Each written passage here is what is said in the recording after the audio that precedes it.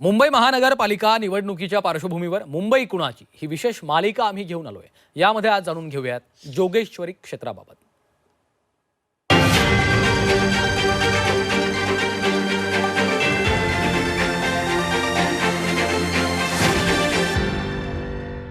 खरं तर प्रचंड वाहतुकीची कोंडी, खड्ड्यांनी भरलेले रस्ते आणि समस्यांचं माहेरघर अशी पश्चिम उपनगरातल्या जोगेश्वरीची ओळख आहे।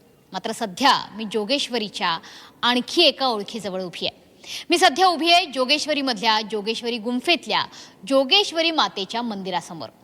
खरं तर आस्थेनं आणि श्रद्धेनं अतिशय ओतप्रोत भरलेला हा जोगेश्वरीचा गाभारा, या संपूर्ण परिसराचं नावच याच जोगेश्वरी मातेवरून पडलंय।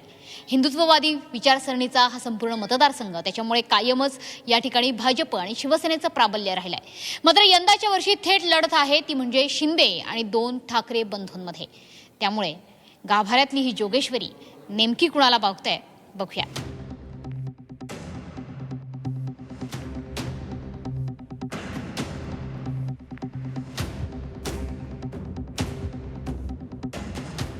भाजप की, शिवसेना की, ठाकरे की, किसकी हवा चल रही है और क्यों चल रही है? बीजेपी का चल रहा है और सोनाली वाडेकर का चल रहा है, क्योंकि ना सोनाली वाडेकर एक अच्छा लेडी है और छोटा से छोटा प्रॉब्लम को इन्होंने सॉल्व करने के लिए बहुत कोशिश करते हैं। और बीजेपी अपना वाइकर साहब की ही हवा चल रही है और बाकी गुफा में काम होना चाहिए।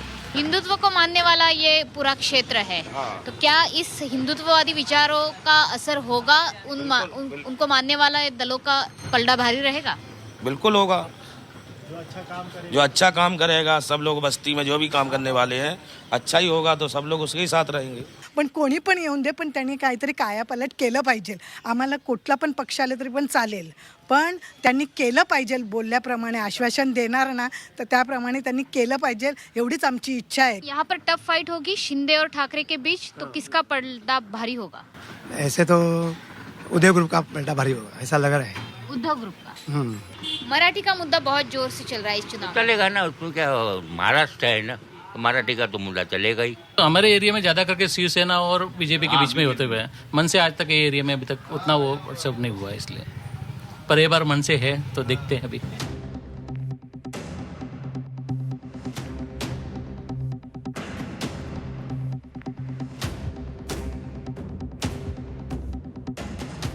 जोगेश्वरीमधून 2017 सालच्या बीएमसी निवडणुकीत निवडून आलेल्या नगरसेवकांवर नजर टाकली तर लक्षात येईल की प्रभाग क्रमांक 52 मधून प्रीती सातम या भाजपच्या नगरसेविका म्हणून निवडून आल्या। प्रभाग क्रमांक 53 मधून रेखा रामवंशी या सुरुवातीला ठाकरेंच्या तिकिटावर निवडून आल्या आणि त्यानंतर त्यांनी शिंदे गटात प्रवेश केला। प्रभाग क्रमांक 72 मधून पंकज यादव हे भाजपचे माजी नगरसेवक राहिले। प्रभाग क्रमांक 73 मधून प्रवीण शिंदे हे ठाकरेंचे नगरसेवक राहिले आणि त्यानंतर त्यांनी शिंदे गटात प्रवेश केला। प्रभाग क्रमांक 74 मधून उज्ज्वला मोडक या भाजपच्या माजी नगरसेविका राहिल्या। प्रभाग क्रमांक 77 मधून बाळा नर हे ठाकरेंचे माजी नगरसेवक राहिलेत। प्रभाग क्रमांक 79 मधून सदानंद परब हे ठाकरेंच्या तिकिटावर निवडून आले आणि त्यानंतर त्यांनी शिंदे गटात प्रवेश केला।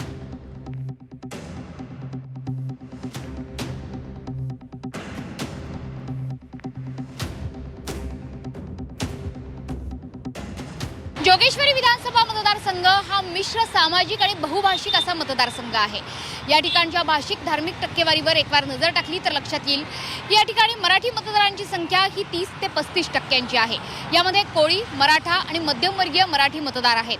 हिंदी आणि उत्तर भारतीय मतदारसंख्या ही देखील 30 ते 35% आहे। उर्दू आणि मुस्लिम मतदारसंख्या ही 20 ते 25% आहे, तर गुजराती, दक्षिण भारतीय या मतदारांचं प्रमाण अल्प आहे।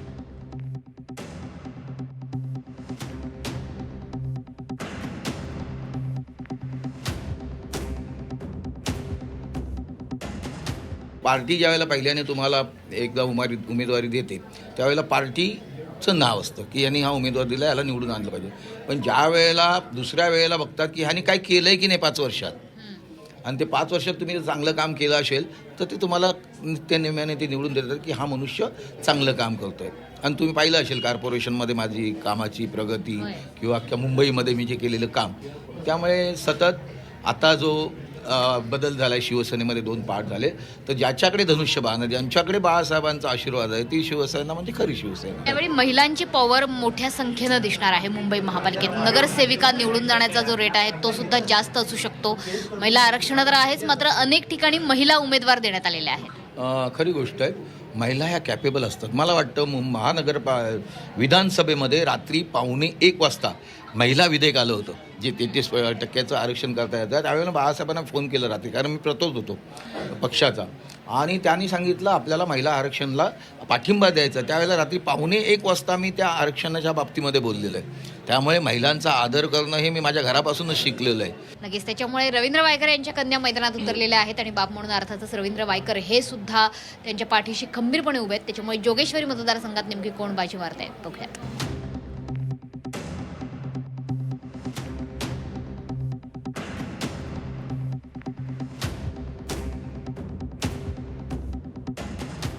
मुंबईला केवळ 2च काळ माहिती आहेत, एक वर्तमान आणि दुसरा भविष्यकाळ. मुंबईला भूतकाळ जणू काही ठाऊकच नाही, कारण ती सतत धावत आहे. भूतकाळ ठाऊक नाही म्हणून त्याच भूतकाळाची मुंबईला किंमतही उरलेली नाही. मी मुंबईच्या त्याच भूतकाळामध्ये उभी आहे. मी उभी आहे मुंबईच्या जोगेश्वरी गुंफेत. ही तीच जोगेश्वरी गुंफा आहे जी हजारो वर्षांपूर्वी आपल्या पूर्वजांनी कोरून ठेवली आपल्याला भविष्याची दिशा दाखवण्यासाठी. वाकाटक काळातली ही गुंफा आहे. अतिशय सुंदर, नक्षीदार आणि इतिहासातलं हे एक सोनेरी पान. मात्र हे सोनेरी पान आता फक्त आणि फक्त धुळीत माखलेल्या भग्नावशेषात रूपांतरित झालंय. ज्याला आपल्या भूतकाळाचा हात धरता आलेला नाही, त्याला वर्तमानातली आणि भविष्यातली वाटचाल ही सुद्धा खडतर वाटू लागते. मुंबईचंही तसंच काहीसं झालंय. कॅमेरामन अशोक सह मनुष्य पाठक, झी 24 तास, मुंबई.